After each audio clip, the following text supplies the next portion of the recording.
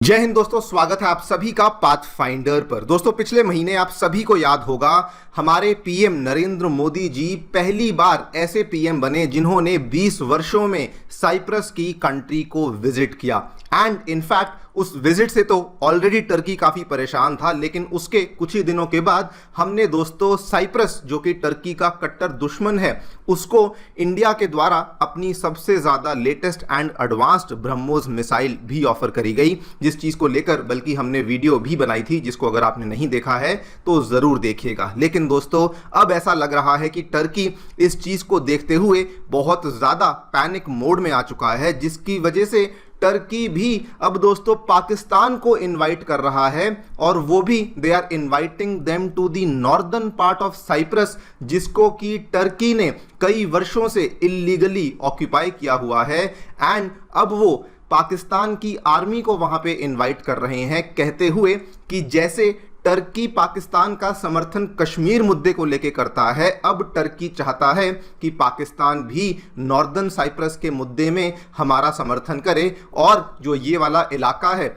इसको भी अब हम लोग बेसिकली अपने कब्जे में करना चाहते हैं। आप लोग यहाँ पे देख सकते हैं, ये वाली जो खबर है दोस्तों कल रात को ही सामने आई है, Pakistan to turn this country into another PoK, और इसीलिए टर्की ने इस्लामाबाद से रिक्वेस्ट करी है कि आप लोग आएं और आप लोग जो है नॉर्दर्न साइप्रस के साथ अपने संबंधों को और बेहतर करें, अपनी आर्मी को भी आप लोग यहाँ पर लेकर आएं। आपको दोस्तों बहुत ब्रीफली बता दूं, ये छोटा सा आइलैंड है साइप्रस का, जिसको हमने जूम इन करके दिखाया हुआ है। इसका जो नीचे वाला पार्ट है ये दोस्तों एक तरीके से ग्रीस के हिस्से में आता है, और ये वाला जो ऊपर लाल रंग वाला हिस्सा है ये टर्की के कब्जे में आता है, जो कि आज से नहीं लगभग पिछले 50 सालों से हम लोग इसी तरह की स्थिति यहाँ पर देख रहे हैं। लेकिन जैसे ही इंडिया ने साइप्रस में इंटरेस्ट शोकेस किया, जैसे ही हमारे पीएम मोदी साइप्रस के दौरे पर गए, उसके बाद टर्की सडनली अब पैनिक मोड में आ चुका है। और अब दोस्तों टर्की अपनी पाकिस्तान के साथ जो एक्सिस उसने बना रखी है,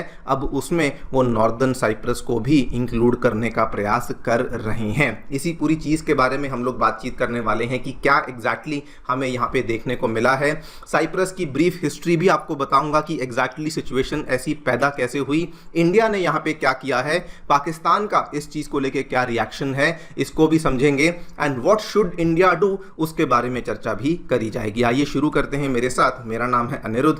यदि आप लोग हमें फॉलो करना चाहते हैं, हमारे लेक्चर्स के अपडेट्स को प्राप्त करना चाहते हैं, तो यहां पर दिए गए टेलीग्राम चैनल्स के माध्यम से ऐसा कर सकते हैं। दोस्तों, आगे बढ़ने से पहले आप सभी को बताना चाहूंगा कि आपकी यूपीएससी परीक्षा की तैयारी को आसान एंड अफोर्डेबल बनाने के लिए अनअकैडमी ने सभी यूपीएससी से संबंधित रिसोर्सेज को निःशुल्क अवेलेबल करवा दिया है। फिर भले वो मंथली करंट अफेयर्स की मैगजीन्स हों, प्रीवियस ईयर के क्वेश्चंस हों, एनसीईआरटी नोट्स की समरीज हों, या फिर प्रीलिम्स के फ्री मॉक टेस्ट हों, इन सभी चीज़ों के जो लिंक्स हैं ये नीचे डिस्क्रिप्शन बॉक्स में दिए गए हैं। कोई भी आपको डाउट है, कोई भी आपको क्वेरी है, तो आप लोग सीधा स्क्रीन पे दिए गए इन फोन नंबर्स पे फोन कर सकते हैं, और हमारी जो डेडिकेटेड काउंसलिंग टीम है वो भी आपको असिस्टेंस प्रोवाइड करवा देगी। ऑलराइट, सबसे पहले मैं आपको साइप्रस के इतिहास के बारे में थोड़ा सा आइडिया दे दूं। दोस्तों, ज्योग्राफिकली आप लोग साइप्रस यहां पे देख सकते हैं। अगर ये टर्की है, यहाँ पे ग्रीस है, तो साइप्रस दोस्तों एक बहुत ही छोटे सा आइलैंड कंट्री है, जो कि हमें टर्की के सदर्न हिस्से में देखने को मिलता है। इसका जो ज्योग्राफिकल एरिया है ये भी इन दोनों ही देशों की तुलना में थोड़ा नहीं बल्कि बहुत ही छोटा सा हमें आइलैंड देखने को मिलता है। अगर मैं इसकी आबादी की बात करूं तो इसमें मेजरली दो तरह की हमें आबादियां देखने को मिलती थी। मेजॉरिटी रूप में ग्रीक साइप्रियट्स थे, यानी कि वो लोग जो कि वैसे ग्रीक थे लेकिन साइप्रस में रहते थे, और माइनॉरिटी तौर पे टर्किश लोग जो कि साइप्रस में रहते थे, जिनको टर्किश साइप्रियट्स कहा जाता था। 1960 में इस पर्टिकुलर आइलैंड ने ब्रिटेन से आजादी ली, एंड उसी टाइम पे एक पावर शेयरिंग अग्रीमेंट हो चुका था, कॉन्स्टिट्यूशन बना था between the Greek Cypriots and the Turkish Cypriots. लेकिन हुआ क्या, 1974 में ग्रीस के द्वारा कोशिश करी गई थी कि चूंकि इसमें मेजॉरिटी पॉपुलेशन हमारे ग्रीक साइप्रियट्स की है, तो हम लोग कंप्लीट के कंप्लीट आइलैंड को ही ग्रीस के अंदर यूनिफाई करना चाहते हैं। यह कहानी है जुलाई 1974 की, यानी कि आज से 50-51 साल पहले की कहानी है। बदले में क्या हुआ, टर्की ने दोस्तों साइप्रस में इन्वेजन शुरू कर दी, एंड उन्होंने कहा कि हम भी अपने टर्किश साइप्रियट्स को यहां पर बचाने का प्रयास करेंगे। और उसी का परिणाम हुआ कि 1974 के बाद दोस्तों आप देख सकते हैं ये छोटा सा साइप्रस का जो आइलैंड है तब से लेके अब तक डिस्प्यूट में चल रहा है। जो नीचे वाला पार्ट है, जो ये लाइट ब्लू कलर का आप एरिया देख सकते हैं, ये ग्रीक साइप्रियट्स के हिस्से में है। बल्कि अगर आप साइप्रस का जो कैपिटल निकोसिया देखेंगे तो वो भी आपको यहीं देखने को मिलेगा। और जो ऊपर वाला पार्ट है जो कि लाल रंग में देखने को मिलता है, ये बेसिकली टर्किश साइप्रियट्स के द्वारा एडमिनिस्टर्ड है। एंड अगर बहुत ही सिंपल भाषा में समझा जाए तो बेसिकली टर्की के द्वारा ही इसको यहाँ पे एक तरीके से कब्जाया गया है। यहाँ पर आप लोग मैप पे भी देख सकते हैं, यहाँ पर जो नीचे वाला हिस्सा है, जो ये वाली आप लाइन देख रहे हैं, इसके नीचे वाला हिस्सा ग्रीस के पास है, ऊपर वाला हिस्सा जो है ये बेसिकली टर्की के पास है। एंड इसमें 1974 में तो ये डिवीजन बन गई थी, लेकिन 1983 में जाकर के क्या हुआ, टर्की के जो साइप्रियट्स थे, इन्होंने जो नॉर्दर्न पार्ट था इसको डिक्लेयर कर दिया the Turkish Republic of Northern Cyprus, जिसको TRNC कहा जाता है। एंड हैरानी वाली बात, ऑब्वियसली इसको किसी ने भी रिकॉग्नाइज नहीं किया। पूरे विश्व भर में कोई भी कंट्री, इवन जो टर्की के दोस्त थे, उन्होंने भी इसको रिकॉग्नाइज नहीं किया। केवल और केवल टर्की के ही द्वारा TRNC को रिकॉग्नाइज किया गया था। बल्कि पूरी दुनिया के लिए अगर साइप्रस को कोई रिकॉग्नाइज करता है तो वो बेसिकली सदर्न पार्ट को रिकॉग्नाइज करते हैं, और उसकी जो राजधानी है उसको भी निकोसिया के ही नाम से रिकॉग्नाइज किया जाता है। यहां तक कि यूरोपियन यूनियन वो भी टर्की के फेवर में नहीं था, और अब तो साइप्रस भी EU का मेंबर बन चुका है। एंड इवन EU भी यहां पे टर्की की इस ऑक्यूपेशन को इलीगल बताता है।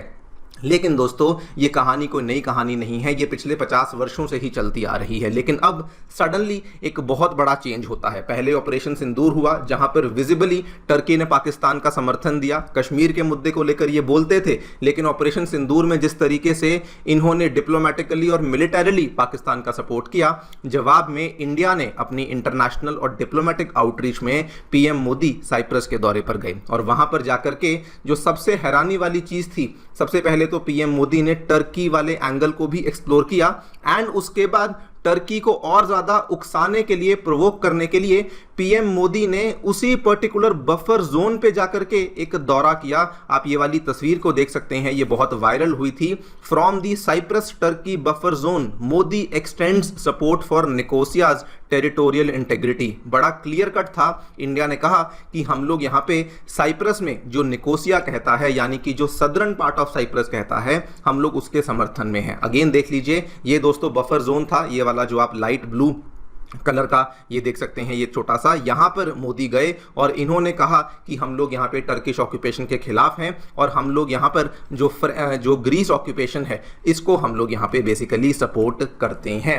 एंड उसके बाद आप देखिए, इंडिया ने पहले तो डिप्लोमेटिकली सपोर्ट किया, एंड रिसेंटली खबर ये भी सामने आई कि हमने दोस्तों उसी कंट्री साइप्रस को अब हमने हमारी सबसे एडवांस मिसाइलें भी अनऑफिशियली ऑफर कर दी हैं। आप यहां पे देखिए, जस्ट 2 दिन पुरानी खबर है, टर्की के दुश्मन को ब्रह्मोस मिसाइल देगा भारत, ये वाला ऑफर हमने ऑलरेडी कर दिया है। बल्कि इंडिया ने यह भी कहा कि ऐसी मिसाइल देंगे जो कि टर्की के S-400 सिस्टम को भी आसानी से इवेड कर पाएगी। और बस इसी चीज की दोस्तों टर्की वेट कर रहा था, और अब टर्की इतना डर चुका है कि अब उन्होंने पाकिस्तान को न्योता देना शुरू कर दिया है कि प्लीज आइए, हमारी सपोर्ट कीजिए, नॉर्दर्न साइप्रस में अपनी आर्मी को भेजिए, और हम चाहते हैं कि अब एक और कंट्री कम से कम नॉर्दर्न साइप्रस को रिकॉग्नाइज करना शुरू कर दे। आप यहां पे देखिए, Turkey has now invited Pakistan to Northern Cyprus, और उनका ये कहना है कि हम आपसे ये चाहते हैं कि जो करंट साइप्रस सेटलमेंट्स हैं और जो TRNC यानी कि Turkish Republic of Northern Cyprus है, हम चाहते हैं कि इसको प्लीज आपकी गवर्नमेंट के द्वारा रिकॉग्निशन दी जाए। टर्की ने पब्लिकली प्रपोज किया है कि अगर जरूरत पड़ी तो नॉर्दर्न साइप्रस में वो कल को नेवल बेसिस भी बनाएंगे और वहां पे मिलिटराइजेशन को और ज्यादा बढ़ा भी सकते हैं। क्लियरली अभी तक टर्की शांत था, लेकिन जैसे ही इंडिया की विजिट होती है, PM मोदी की विजिट होती है, सडनली टर्की पैनिक मोड में आ चुका है और हलचल मच गई है, जिसकी वजह से पाकिस्तान को बुला रहा है और नेवल बेसिस बनाने का भी ऐलान कर रहा है। पाकिस्तान का रिएक्शन गेस करने के लिए दोस्तों, I am very very sure आपको मालूम होगा पाकिस्तान ने क्या बोला। पाकिस्तान ने कहा ठीक है, जैसा आप कहेंगे वैसे करेंगे। रिसेंटली पाकिस्तान PM शहबाज शरीफ जब वो दौरे पर भी गए थे तो उन्होंने क्लियर कट कहा था कि हम तो जी TRNC को सपोर्ट करते हैं, आप यहाँ पे देखिए, political support Pakistani PM Shahbaz Sharif declared full support. Economic engagement में भी जो टीआरएनसी के एक एनवॉय हैं जो कि रावलपिंडी में बैठते हैं, उन्होंने भी कहा कि हम चाहते हैं कि टीआरएनसी की यूनिवर्सिटीज़ में पाकिस्तान के बच्चे आकर के पढ़ें वगैरह वगैरह, और पाकिस्तान ने कहा ठीक है, हमें कोई प्रॉब्लम नहीं,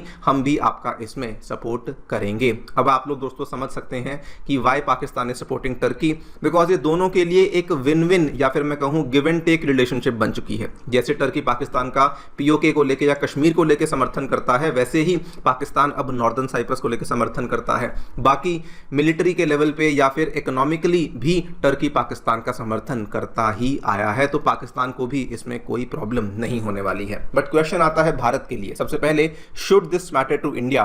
तो देखिए दोस्तों, yes it must matter to India, because अगर आप देखें तो पहले ही पाकिस्तान, अजरबैजान और टर्की की एक एक्सिस पनप रही थी, और वो एक्सिस अब और ज्यादा मजबूत हो चुकी है, और अब टर्की उस एक्सिस में नॉर्दर्न साइप्रस को भी लाने का प्रयास कर रहा है। ऑपरेशन सिंदूर में जो भी हुआ उसको ऑब्वियसली इंडिया इग्नोर नहीं कर सकता, बिकॉज अब टर्की खुलेआम पाकिस्तान का समर्थन करता है। बट सवाल यह भी आता है कि व्हाट इंडिया शुड डू। तो देखिए, आई थिंक इंडिया ने ऑलरेडी दोस्तों कुछ चीजों को पाइपलाइन में डाल दिया है। डिप्लोमेटिकली हमारी जो आउटरीच है वो साइप्रस और ग्रीस के साथ ऑलरेडी हमारी बढ़नी शुरू हो चुकी है। अर्मेनिया के साथ तो मिलिट्री एंगेजमेंट भी बहुत ज्यादा बढ़ चुकी है, और अब आने वाले टाइम में हमें ग्रीस और साइप्रस दोनों को ही मिलिटरीली प्रॉपरली सपोर्ट करना चाहिए। बल्कि आपको याद करवा दूं, आज से 2 साल पहले डॉक्टर जयशंकर जी ने भी चेतावनी दी थी अर्दोगान को कि अगर अर्दोगान यूएन में जाकर कश्मीर का मुद्दा रेस करेंगे तो हम भी साइप्रस का मुद्दा रेस करेंगे।